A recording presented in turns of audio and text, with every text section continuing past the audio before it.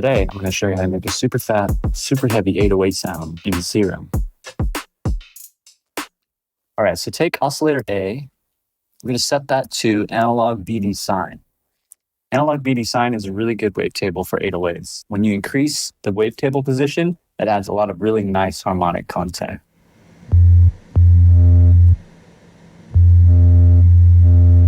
Let's take this one down an octave. I'm going to set the random to 0, so it's consistent every time.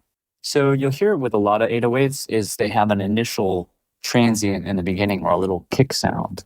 Let's add that right now. I'm going to take LFO1, drag that over to the coarse pitch. I'm holding Alt and Shift. I'm going to click right here. And what that's going to do is it's going to make this one unipolar instead of bipolar. So it only goes one way. So I'm going to drag this first point all the way to the left so we can get a nice kick sound. And right now it's looping, so I'm going to click on this envelope button right here, and that's just going to make it play one time through. And if you adjust the coarse pitch, that's going to change the amount of clickiness that you get with the kick.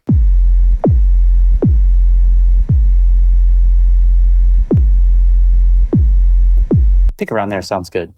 Now I'm going to add a tail to the 808. So let's go to LFO2 and take this top point and drag it all the way to the left. And this one, I'm going to turn the volume all the way down, link the LFO2 to the level of oscillator A. This one's also going to be on envelope mode. And I want to have a little bit more control over this one, so I'm going to take the BPM off. And that right there is a little too short, so let's drag this around. That's sounding good. So I'm going to make some macros out of these. Take LFO1. I'm just going to drag this one out so you can see it. Drag macro 1 onto the Y of this point. And this is really cool right here. So go into the matrix, turn this all the way up. And now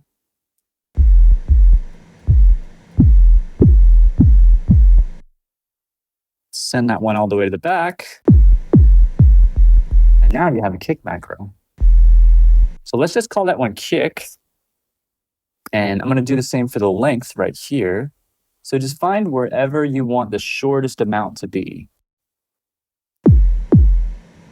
That sounds pretty good to me. So I'm going to take macro 2, drag it on over to the rate. I'm going to turn macro 2 all the way up so I can hear the maximum of what I want it to be.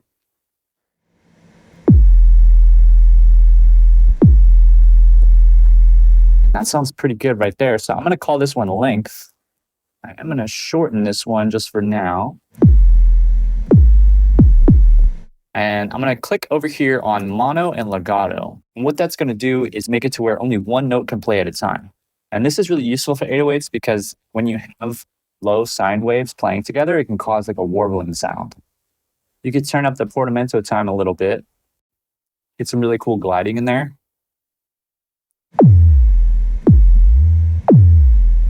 But for now, I'm just going to turn this one down because later I'm going to automate the pitch. All right, basic 808 sound done. But I'm going to show you some things to make it super fat, super heavy. So let's start with some FM synthesis. So turn on oscillator B. And I'm going to turn the level all the way down. So I'm only getting the FM signal. And let's just go with another sine wave for now. Set this to FM from B. So now,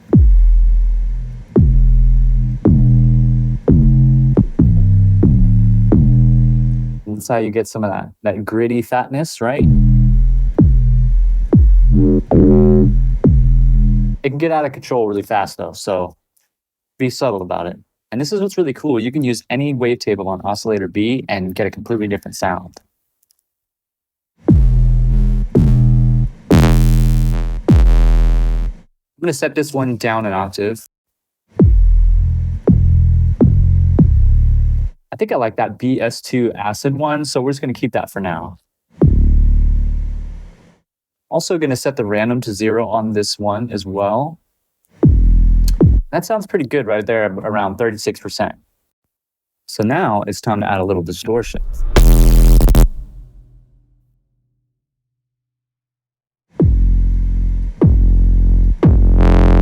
So just experiment with the different kinds of distortion to get the sound that you want.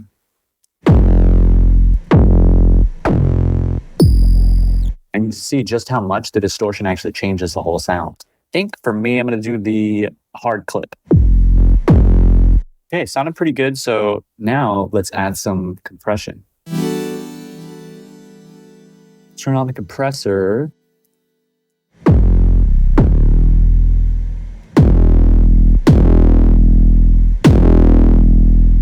Now I really want to push this sound, so I'm going to turn it all the way up to about 16. Sounds good to me. I'm going to turn on the multiband mode, and that's going to give it a lot of crazy high-end detail, but I'm going to filter some of that out later. So I'm going to turn the high all the way down, turn up the lows a little bit. I'm going to turn the release all the way down just to really totally mess up the sound.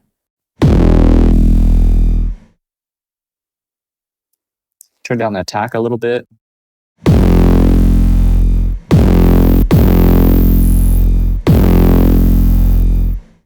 Okay, so now we're going to add some filtering so we can dial back a little bit of that high end.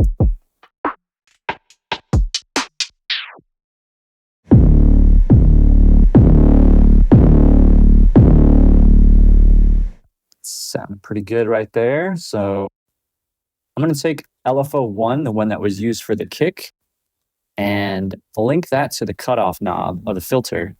So that way when the kick first hits, we get some of that high end still, and then it cuts off real fast. And you can see that just lets some of that kick energy back in.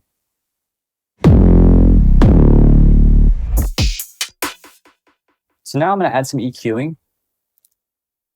I'm actually going to put the EQ before the compressor, so that way the compressor can tame some of these kind of frequencies I'm going to boost right now. Okay, so I'm going to set the mode to peak on both sides.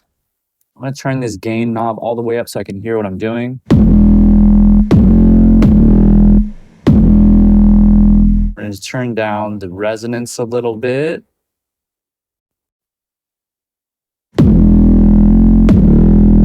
Okay, you can tell it's getting like a super crazy sound to it.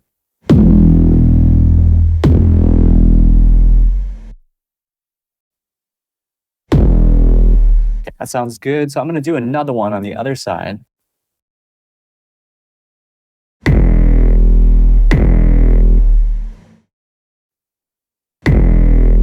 Same kind of thing. I'm going to turn up the gain so I can hear what I'm doing.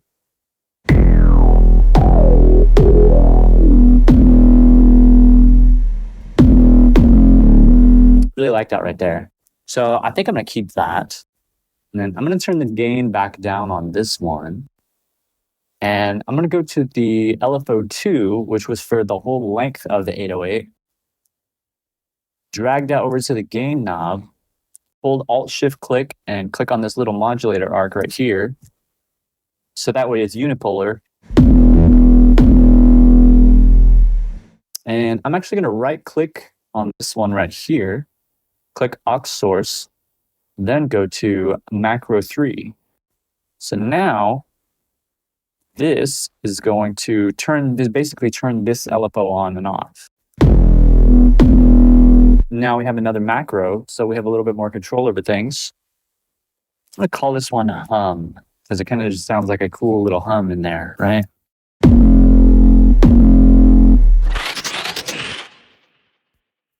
So now let's move on to the noise. And this is where it gets really cool.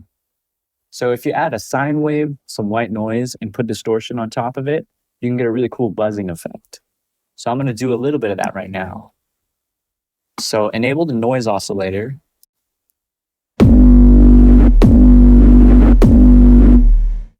This one might not be right for this one, so I'm going to go over to the ARP white. I'm going to turn down the pitch a little bit. So obviously it's a little too harsh, so I'm going to set the LFO2 to the level of this one. So it just goes along the same path as the length. Turn that one down to about.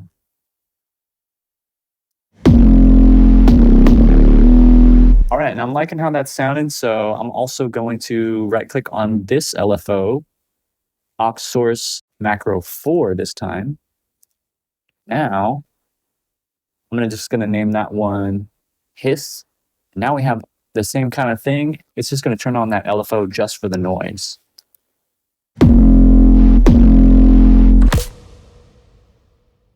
All right, one last thing I wanna show you. This is gonna make it sound super crazy.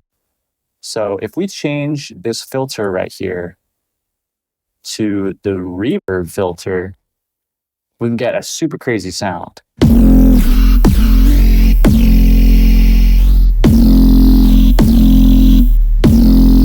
Turn up the resonance a little bit.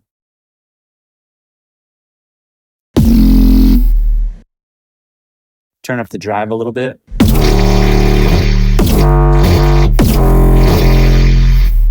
Super crazy sound. It almost sounds like it's coming out of a microwave or something. So actually, I'm going to go back to the low pass filter just because that one sounds a little crazy. So if you want a little bit more of these sounds, I have a preset pack called Rumble. It's got a bunch of different 808 presets for Serum. They all have macros set up so you can dial them in and really get the sound you want. So if you want to go check out that preset pack, it's rabble.com, RA66LE.com. So let's throw together a little pattern real quick.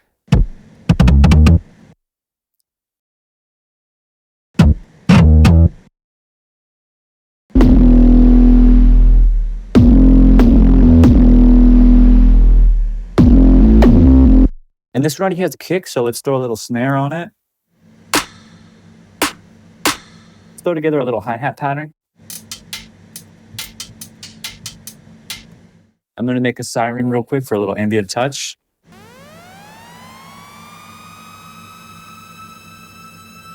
And that's basically just a saw wave going up and down with a little bit of reverb on it. One of my favorite things to do with 808s is like a tape stop effect. So let me show you how to do that real quick. I'm going to set the pitch bend range to -12, so it goes down a full octave. And then I'm going to make an automation clip from the pitch bend wheel. Zoom in on this a little bit so I can see what I'm doing.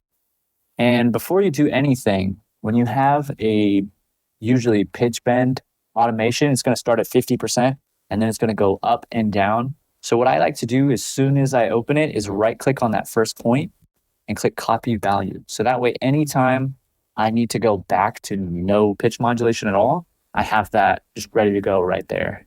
So you don't have to zoom in every time. You just right click and press V, and then it's going to take you right back to 50%. Super useful. This one isn't long enough. So what I'm going to do is add in another little note over here. I'm going to add that to the second one too. I'm actually not going to use the beginning of this note, just the end of it. So we have a little more length. So now go into the mixer. I'm going to throw on a low pass filter.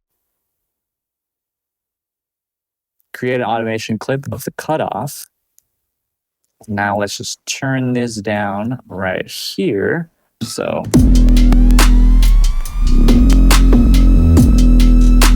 let's do the same over here. We put this one at. And the cool thing about automation clips in FL Studio is you can just chop them up, put them somewhere else. And it worked just fine. So really cool, nice rumbling effect. Okay, so let's hear how that sounds.